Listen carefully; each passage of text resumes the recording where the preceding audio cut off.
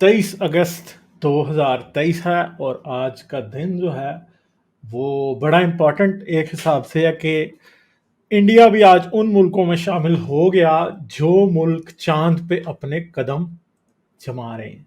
कैसे कि इस वक्त इंडियन जो चंद्रयान 3 था वो चांद पे लैंड कर गया। जब चंद्रयान 2 फेल हुआ था तो बहुत से लोगों ने ये बात की थी कि ये फेलियर जो है ये बहुत बड़ी नाकामी है, फलां एंड ढमकां है। मगर मसला ये होता है कि साइंटिफिक मिशंस की खूबसूरती ये होती है कि जब आप एक में फेल होते हैं तो आप उससे इतना कुछ सीख लेते हैं कि नेक्स्ट में पास होते हैं। जैसे एलॉन मस्क जो था वो अपने रॉकेट पे रॉकेट तबाह होते जा रहे थे और फिर उसका जो फैल्कन हैवी है वो मतलब इतना ऊपर चला गया। और अब स्टारशिप भी आए दिन फेल हो जाती है और लोग जो है वो समझते हैं कि यार ये तो बड़ा पैसे ज़ाया करती है।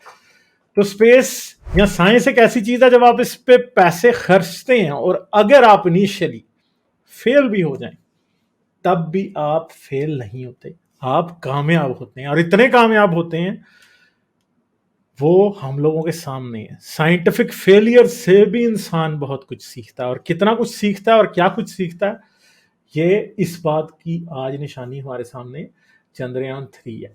और दुनिया के अंदर जो बड़े बड़े मुल्क हैं आज के दौर में जो साइंटिफिक प्रोग्रेस में आगे हैं, जो अपने आप को एक साइंटिफिक टेम्परामेंट वाला कंट्री कहते हैं या ग्लोबल लेवल पे compete करते हैं, उन कंट्रीज के पीछे हमेशा कोई ना कोई बहुत बड़ी साइंस खड़ी होती है। जैसे चाइना ने मास मैन्युफैक्चरिंग के थ्रू बहुत ज्यादा पैसा कमाया और उससे फिर आगे और इकोनॉमी उसको डेवलप किया। तो अभी क्या है, स्पेस एक इमर्जिंग इंडस्ट्री है।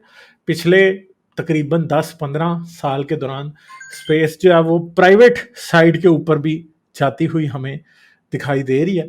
और स्पेस टेक्नोलॉजीज की बेस पे 21st सेंचुरी और 22nd सेंचुरी के अंदर जो कंट्रीज और जो लोग कामयाब होंगे वो हमें आगे जाते हुए दिखाई देंगे। और ये जो चीज है इंडिया ने अपनी यानी इंडिया हैज अनाउंस्ड कि we are now among the big boys जो स्पेस में है। तो अब क्या होगा चंद्रयान 3 का मिशन बड़ा इंपॉर्टेंट है क्योंकि जब मून की कॉलोनाइजेशन की जाएगी तो उस टाइम पानी बड़ा इंपॉर्टेंट होगा। ऐसे नहीं हो सकता कि यहां से आप रॉकेट भर भर के पानी को चांद पे लेके जाएं और लोग वो पानी पिए वहां पे।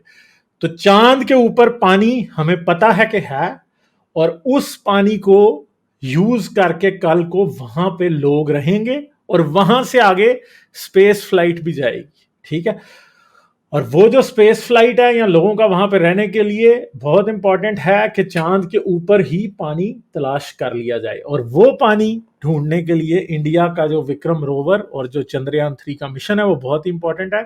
साउथ पोल पे चांद के क्या हैं, बहुत से बड़े गहरे गहरे क्रेटर्स हैं जिनके अंदर कहते हैं कि पिछले अरबों साल से यानी बिलियंस ऑफ ईयर से लाइट कभी भी नहीं पड़ सकी क्योंकि चांद ऐसे है और वो सूरज इस तरफ होता है।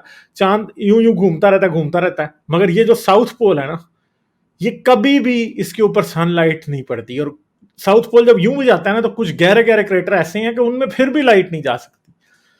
तो कॉस्मोलॉजिस्ट का साइंटिस्ट का इस बारे में ख्याल है कि वक्त के साथ साथ वहां पे मीटरॉइड इम्पैक्ट से या चांद के ऊपर जो खुद पानी था वो वहां पे है और वो आज तक इवेपोरेट नहीं हो सका।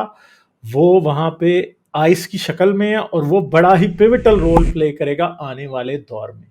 तो चंद्रयान 3 का जो मिशन है वो ये है और नासा जो है नासा भी डाटा लेगा इसरो से पहले। और इसरो की जो रोवर है उसके ऊपर कुछ एक तो इंस्ट्रूमेंट जो है वो नासा की तरफ से भी हैं और वहां पे जाके अब ये सारा कुछ एनालाइज किया जाएगा और एनालाइज करने के बाद फिर आगे प्लान्स इसरो और नासा या इसरो खुद किसी टाइम पे उस वाटर की एक्सट्रैक्शन या कुछ भी कर सकते हैं क्योंकि आने वाले वक्त में आने वाले बड़े लंबे अरसे में क्या होगा कि ये बातें आगे निकलती जाएंगी।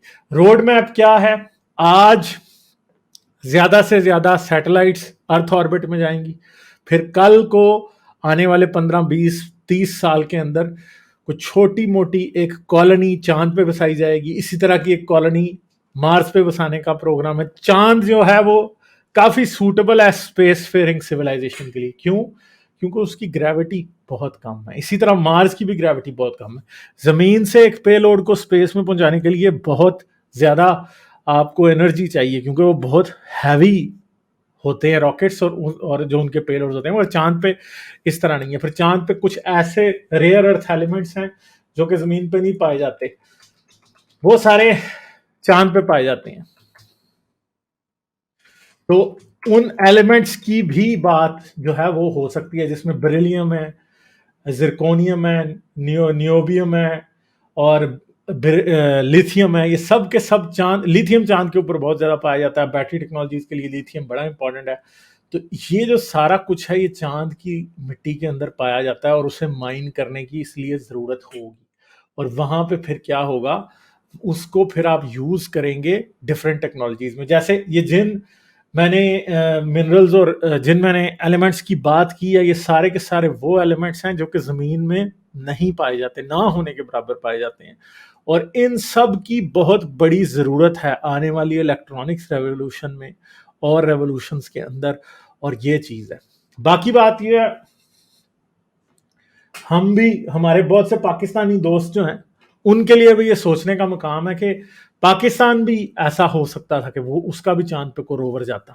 ठीक है, या पाकिस्तान भी ये होप कर सकता था कि हम अगले 20 साल में, 30 साल में चांद पे होंगे। मगर हम नहीं कर सकते। क्यों नहीं कर सकते? क्योंकि हमारी जो पॉलिसीज हैं वो बहुत गलत हैं। पाकिस्तान की पॉलिसीज गलत हैं। पाकिस्तान में हमेशा से साइंस को डिस्करेज किया गया। एक वो डॉक्टर परवेज हुद भाई हैं, डॉक्टर परवेज हुद भाई को काफर और जंदीक मशहूर किया हुआ है। उनको इंटरनेट पे गालियां दी जाती हैं। जो भी साइंस को पाकिस्तान में प्रमोट करना चाहते हैं, उन लोगों को तो बहुत बुरे तरीके से धुतकारा जाता है, उन्हें तो जलील किया जाता है, और उनको क्या किया जाता है, उन्हें किसी खाते में नहीं लिखा जाता। डॉक्टर अब्दुल सलाम के बारे में पाकिस्तान ने जैसे डॉक्टर अब्दुल सलाम को जलील किया, या बहुत से और लोगों को जलील किया। पाकिस्तान में साइंस का हीरो अगर पाकिस्तानियों से, किसी आम पाकिस्तानी से पूछा जाए कौन है, तो उनके जहन में सिर्फ एक ही बंदा आता है, डॉक्टर अब्दुल कदीर खान। और जी उसने एटम बम बनाया, हालांकि वो एटम बम बनाने वाला अब था भी नहीं।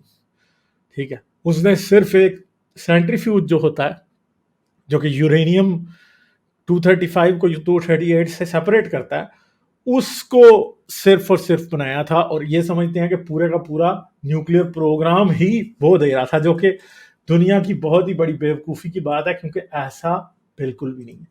मगर पाकिस्तान में यही हालात चल रहे हैं। स्पेस की तरफ कोई अटेंशन नहीं है पाकिस्तान की, फिलहाल तो बिल्कुल भी नहीं है। आने वाले वक्त में होगी या नहीं।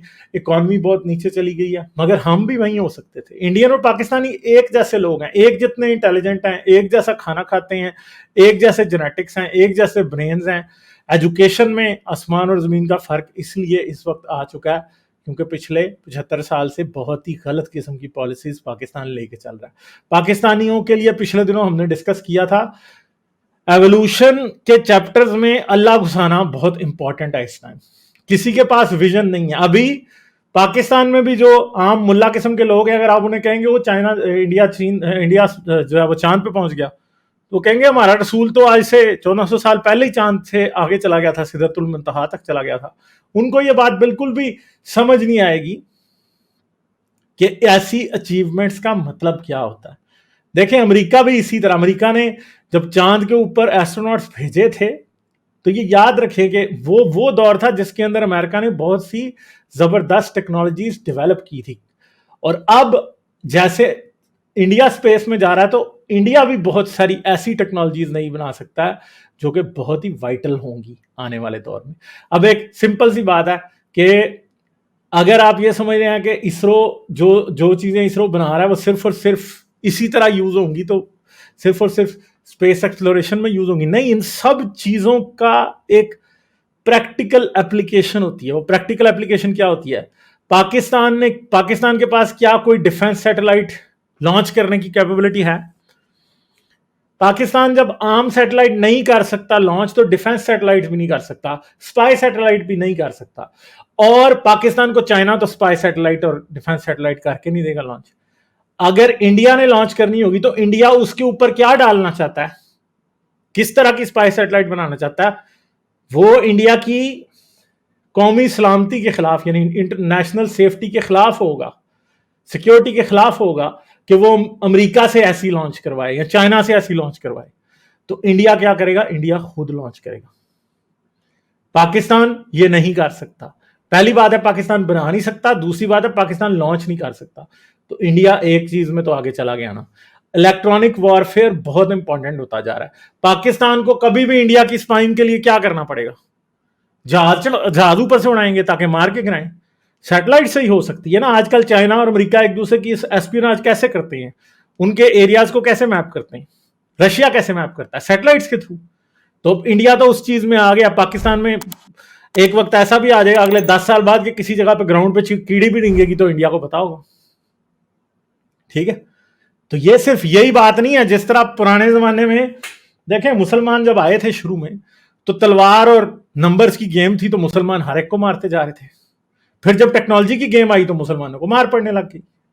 तो भाई इंडिया और पाकिस्तान का भी balance of power spacefaring India की वजह से बड़े बुरे तरीके से खराब हो सकता है। वैसे ही कोई बैलेंस ऑफ पावर तो नहीं है, मगर बात ये समझने की जरूरत है कि ये सारी चीजें ऐसे ही चलती हैं। और साइंस एंड टेक्नोलॉजी की असल जंग साइंस एंड टेक्नोलॉजी की है।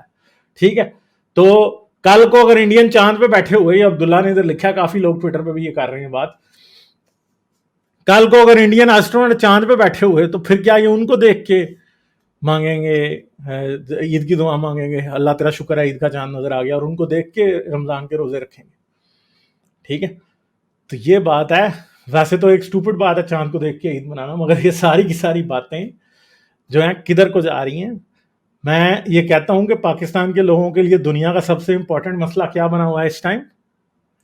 गुस्ताखे रसूल। ठीक है, सबसे इंपॉर्टेंट मसला एक ही दुनिया में रह गया कि जी और रसूल की गुस्ताखी किसने कर दी हो भाई? हमने तो जी, हमारे तो मुल्क में जी बड़ी गुस्ताखी हो गई है जी, हमारा तो तुमने जी फलां कर दिया, तो ढमकां कर दिया, हम तो वो घर जला देंगे जिसमें कुरान जला है, उस बंदे की गर्दन उतार देंगे जिसने रसूल को कुछ कहा है या गलती से कहा, जिस पे इल्जाम लगा है। यही बातें कर करके ये लोग पागल हुए हुए हैं, और कोई बात इनके पास नहीं है। तो बात यह है कि ये मजहबी शिद्दत पसंदी कुछ नहीं किसी को भी देती। ये सब कुछ एक फजूल बात है, ये सब फजूल है।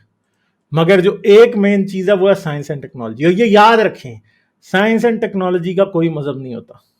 ठीक है, साइंस हिंदू भी नहीं है। आप ये ना समझें कि इंडिया ने जो अचीवमेंट किया ये उनके हिंदू होने की वजह से है, नहीं। ये इसलिए है क्योंकि वहां पे साइंस एंड टेक्नोलॉजी की एजुकेशन में बहुत काम हुआ है। इंडियन लोगों ने इस बारे में अचीवमेंट किया।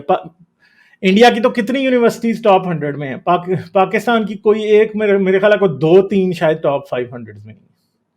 ठीक है, तो आप खुद सोचे कि हम इतने पीछे क्यों रह गए? हम इतने पीछे इसलिए रह गए कि हमारी प्रायोरिटीज गलत हैं। हमने डेमोक्रेसी को अभी भी मजाक बनाया है। आज भी पाकिस्तान में इस टाइम ये बात हो रही है कि कब अगला इलेक्शन होगा, अगला इलेक्शन होगा भी या नहीं होगा, होगा तो कब होगा और क्या होगा। ठीक है, ये याद रखें, एक तरफ इस्लामिक खिलाफत के नारे मारने वाले हैं, दूसरी तरफ फौज मुजाहिदीन मुल्क के जो है वो लीडर्स होने चाहिए, तीसरी तरफ कोई और है, चौथी तरफ कोई और है, और आपका जो इमीडिएट नेबर है जिसके साथ आपने दुश्मनी बना रखी है, उनके मुल्क में कुछ और हो ना हो, डेमोक्रेसी हमेशा थी और डेमोक्रेसी ही उनको यहां तक लेके आई है। मगर हमारे यहां एस्टैब्लिशमेंट, भूटों का राज, मुल्ला का राज, फलां का राज, धमकां का राज करते करते बात हमने कहां पहुंचा दिया कि हमारा सत्यानाश हो चुका है, हमारे पास कुछ भी नहीं है आज। तो ये चीजें हैं जिनके ऊपर हमें सोचने की जरूरत है। और हमारे सब हिंदुस्तानी भाइयों को मेरी तरफ से बहुत बहुत मुबारकबाद, कॉन्ग्रेचुलेशंस। ये एक चीज है जिसके ऊपर आप प्राउड फील करना चाहिए आपको कि आप भी स्पेस में जा रहे हैं, और स्पेस के अंदर जो आने वाला वक्त है जिसके अंदर बहुत सी एक्सप्लोरेशन होगी, जिससे इंसानों को बहुत फायदा होगा, जिससे ह्यूमैनिटी बहुत कुछ सीखेगी, उसके अंदर आप भी अपना पार्ट प्ले करने जा रहे हैं। और सबसे इंपॉर्टेंट बात है कि साइंस एंड टेक्नोलॉजी की रस्सी को थामे रहें। कुरान कहता है अल्लाह की रस्सी को थामे रहें। तो इंडिया के लोग जो है साइंस एंड टेक्नोलॉजी की रस्सी को थामे रहें, भगवान की नहीं, किसी फलां की नहीं, ढमकां की नहीं, साइंस एंड टेक्नोलॉजी की रस्सी को थामे रहें। तो you are going to be in the stars within maybe by the end of this century, हमें नहीं पता। ठीक, तो ये बातें हैं। लाइक, शेयर और सब्सक्राइब करना मत भूलें। इसके साथ साथ आप मेरे चैनल को पेट्रियन पर सपोर्ट कर सकते हैं। पेट्रियन का लिंक वीडियो की डिस्क्रिप्शन में है।